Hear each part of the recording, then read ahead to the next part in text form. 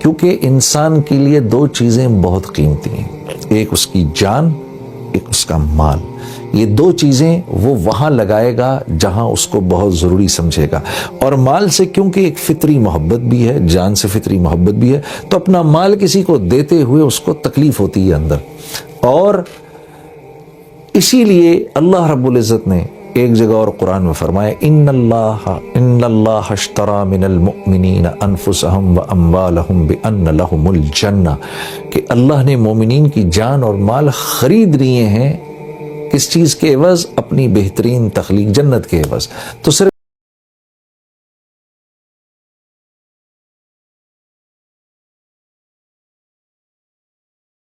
چمڑی جائے دمڑی نہ جائے، ہاں یہ ایسے ہی نہیں، یہ سننے میں مذاق لگتا ہے لیکن ایک بہت بڑی حقیقت ہے۔ تو عزیز دوستو، اللہ نے جو تیسری صفت اپنے کامیاب بندوں کی فرمائی وہ یہ کہ وہ جہاں اپنے مال کو اپنے پر خرچ کرتے ہیں وہاں اوروں پر بھی خرچ کرتے ہیں۔ یہ بھی دیکھنا ہے کہ اس پیسے کے اندر میرے اقربا کا حصہ ہے، یہ بھی دیکھنا ہے کہ اس پیسے میں میرے ہمسایوں کا بھی حصہ ہے، یہ بھی دیکھنا ہے کہ اس مال میں میرے دوستوں کا بھی حصہ ہے، یہ بھی دیکھنا ہے کہ اس مال کے اندر غربا کا حصہ ہے، مساکین کا حصہ ہے، اس میں یتامہ کا حصہ ہے۔ جو اپنے مال کو 6 طرح سے خرچ کرے گا، اللہ رب العزت اس کو وہاں سے دیں گے جہاں سے وہ گمان بھی نہیں کر سکتا، اپنے اوپر، عزیز و اقربا پر، والدین پر، جو غربا ہیں ان پر، جن کی گردنیں پھنسی ہیں ان پر، اور اللہ کے راستے میں۔ جو اپنے مال کو اس 6 طرح سے خرچ کرے گا، اللہ رب العزت اس کو وہاں سے رزق دیں گے جہاں سے وہ تصور بھی نہیں کر سکتا۔ والذین هم لفروجہم حافظون، اور وہ حیا کے پیکر ہوتے ہیں، بے حیائی کی کسی کام کو نہیں کرتے، ان کی آنکھ ادھر ادھر نہیں پھرتی، ان کے کان فضول بکواس نہیں سنتے، ان کی زبان سے کوئی بے حیائی کا جملہ نہیں نکلتا، ان کا دماغ کوئی بے حیائی کی بات نہیں سوچتا۔ کوئی نامحرم سامنے آئے، اسی وقت آپ نے نظریں جھکا لیں، اللہ کے نبی صلی اللہ علیہ وسلم کے ارشاد کے مطابق اسی لمحے تیرے پچھلے سارے گناہ معاف ہو جائیں گے۔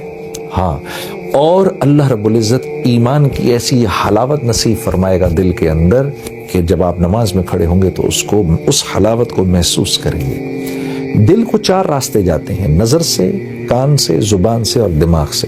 یہ 4 پائپ لائنیں دل کے اندر جا رہی ہیں، ان میں سے کسی ایک پائپ لائن کے اندر گندا پانی گیا تو سارے دل کے اندر گند اور بدبو اور تعفن پھیل جائے گا۔ پھر یہ جب نماز میں کو دل ہی نہیں لگے گا، قرآن دیکھنے کو تو دل ہی نہیں لگے گا، اللہ کی بات سننے کو تو دل ہی نہیں لگے گا، سچ بولنے کو دل ہی نہیں کرے گا تو یعنی وہ کوئی ایسا کام نہیں کرے گا جس پر دل پر بوجھ آئے، وہ کوئی ایسا کام نہیں کرے گا جس پر نفس پر بوجھ آئے۔ ہاں، اگر جھوٹ بولنے سے نفس پر بوجھ آ رہا ہے تو بول دے گا، نماز پڑھنے سے نفس پر بوجھ آ رہا ہے نماز چھوڑ دے گا، کیونکہ 4 لائنوں میں سے ایک لائن سے گندا پانی جا رہا ہے، دل اندر سے گندا ہے۔ جب دل منور ہوتا ہے، صاف ستھرا ہو جاتا ہے، تو پھر بے حیائی کا کوئی کام نہیں کیا جاتا۔ میرے دوستوں، اللہ رب العزت مومنین کی یہ تعریف فرما رہے ہیں کہ اپنی شرمگاہوں کی حفاظت کرتے ہیں۔ ہاں، اللہ نے جن کے ساتھ اجازت دی ہے، اپنی بیوی کے ساتھ اللہ رب العزت نے اجازت دی ہے، تو اس میں کوئی پکڑ تکڑ نہیں ہے، کوئی ایسی بات نہیں ہے، لیکن اس کے علاوہ یہ کوئی بے حیائی کا کام نہیں کرتے۔ والذین هم لاماناتهم وعہدهم راعون۔ اب ذرا مشکل ہوتی جا رہی ہے بات، پرچہ تھوڑا مشکل ہے، ڈیفیکلٹ کوشچنز آگے آ گئے ہیں۔ والذین هم لاماناتهم وعہدهم راعون، جب کوئی امانت ان کو دی جاتی ہے وہ اس امانت میں خیانت نہیں کرتے۔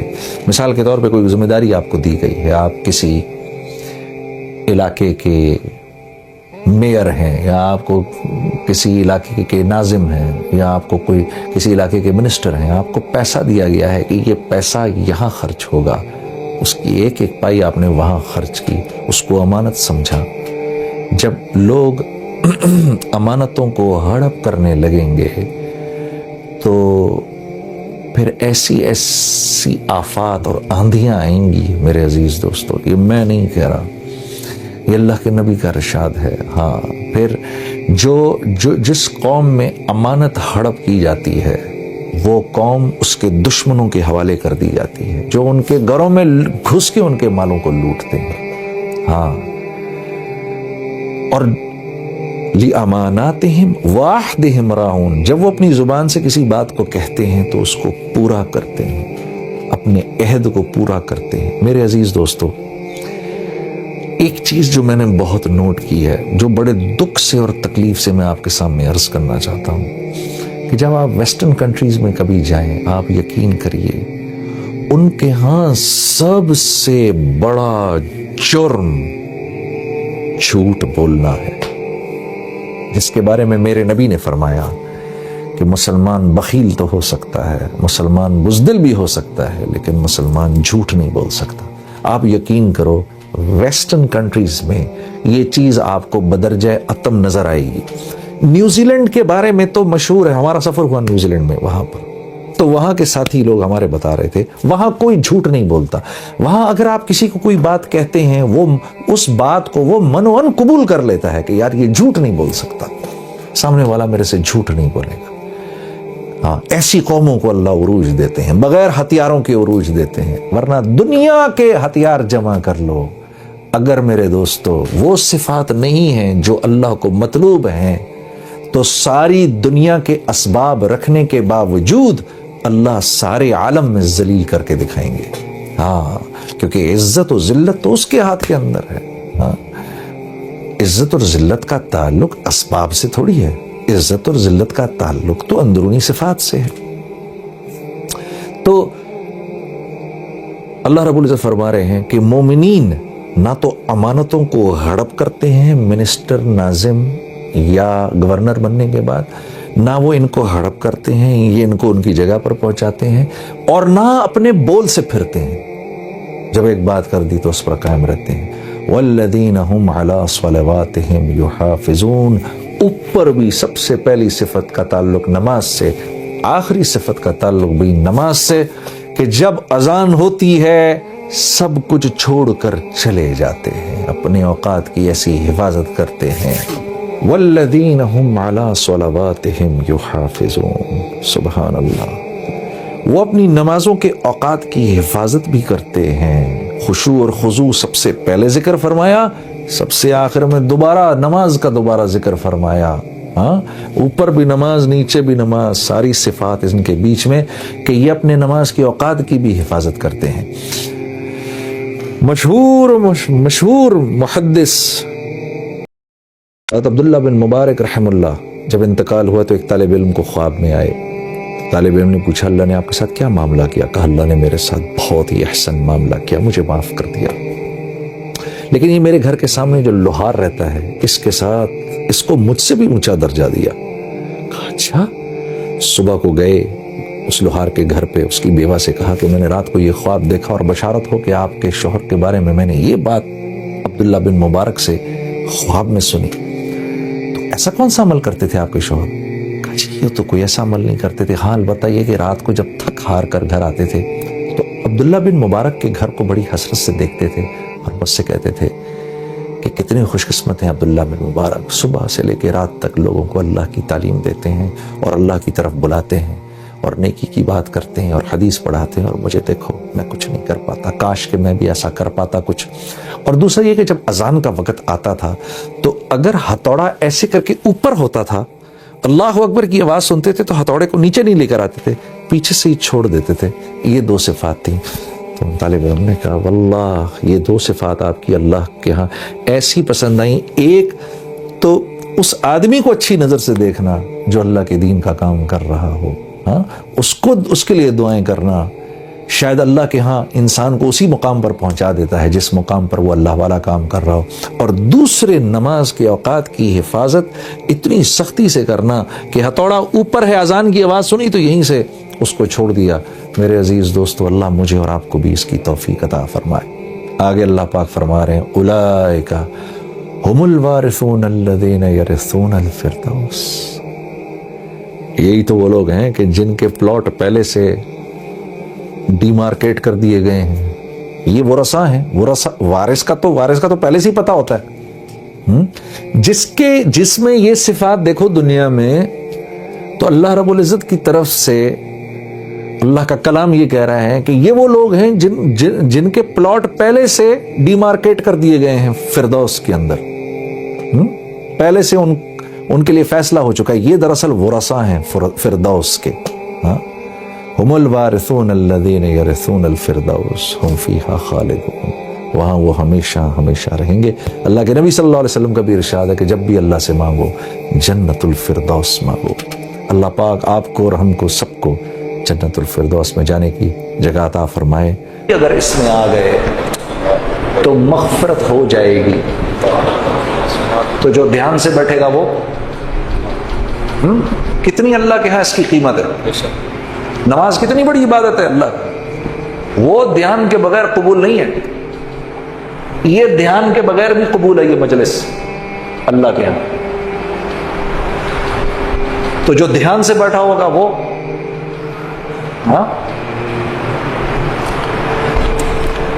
اچھا جی میرے عزیز دوستوں، دیکھو یہاں پر داخلہ شروع ہے حفظ کے لیے اور درس نظامی کے لیے اور تعلیم بالغان کے لیے. یہ روزانہ 1 گھنٹے مغرب کے بعد ہوتا ہے. اور یہ کیا جی چھوڑ کر جو آیا تھا وہ اس مدرسے سے ہیں جنید بھائی، آپ کے اصرار کے باوجود ARY کو چھوڑ کر جو آیا تھا وہ اس مدرسے کی وجہ سے ہے. چلو پھر تو ٹھیک ہے، کیونکہ یہ میرے ساتھ ARY پہ تھے. میں نے ان سے عرض کی ابھی آپ نہ جائیں، اور وہاں پر لوگ بھی اور علماء کرام بھی آپ کو بہت پسند کر رہے ہیں. آپ ابھی نئے نئے آئے ہیں، تو مولوی صاحب نے کہا میرے لیے ایک ایسی ضروری وجہ ہے کہ مجھے آپ جانے دیں. تو اب مجھے سمجھ میں آیا وہ وجہ آپ لوگ تھے. تو یہ تو بہت بڑی وجہ ہے. اے علی ایک بھی تیرے ہاتھوں ہدایت پا جائے تو سرخ اونٹوں کے ملنے سے بہتر ہے. اللہ آپ لوگوں کو خوش رکھے. آپ لوگ بڑے خوش قسمت ہو، ایسی محبت کرنے والا آپ سب حضرات سے اللہ نے اتنا بڑا ایک عالم آپ کو دیا ہے. میرا بڑے عرصے سے تعلق ہے مولوی صاحب سے، اور میں نے ان کے علم سے بے شمار لوگوں کو نفع حاصل کرتے ہوئے دیکھا ہے. میرے دوستو اپنے دلوں میں علماء کرام کی محبت رکھو. یہ محبت کافی ہے اس بات کے لیے کہ اللہ آپ کی نسلوں میں علماء کرام پیدا کرے. میں یہ سوچ رہا تھا، ایک دفعہ میں نے کسی بزرگ سے پوچھا کہ اللہ رب العزت نے موسیٰ علیہ السلام کو اور خضر علیہ السلام کو اس بستی میں بھیجا جہاں ان بچوں کا مال چھپا ہوا تھا، اور ان اللہ کی 2 ایسی بزرگ ہستیوں نے ان بچوں کے لیے دیوار بنائی تاکہ ان کا مال چھپا رہے، صرف اس لیے کہ ان کا باپ نیک تھا. تو میں نے پوچھا یہ باپ نیک تھا یا دادا نیک تھا؟ تو وہ مسکرانے لگے، فرمانے لگے میں نے ایک تفسیر میں پڑھا ہے کہ نہ وہ باپ تھا نہ دادا تھا، 11 پشت اوپر تھا. وہ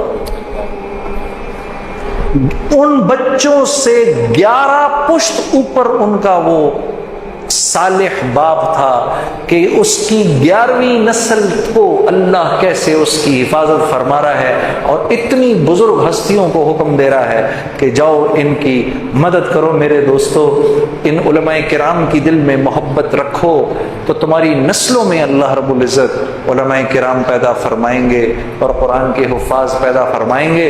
اور کوئی ایک کو بھی اللہ نے اہل ہونے کے لیے چن لیا تو تمہاری قبر بھی مزے کی، تمہاری برزخ بھی مزے کی، تمہارا محشر بھی مزے کا، تمہارے سوال جواب بھی مزے کے، تمہارا پل صراط بھی بن جائے گا، سب بن جائے گا. تو میں یہ آپ سے درخواست کروں گا بھائی علماء کرام کی قدر کریں. میں نے علماء کرام سے بدتمیزی کرتے ہوئے کسی آدمی کو جو کچھ سنا گیا اللہ پاک اس پر عمل کرنے والا اور آگے لوگوں تک پہنچانے والا بنائے. مزید اصلاحی بیانات کے لیے ہمارا یوٹیوب چینل بیوٹیفل بیان JJ کو سبسکرائب کریں اور ویڈیو کو لائک کریں. جزاک اللہ خیر.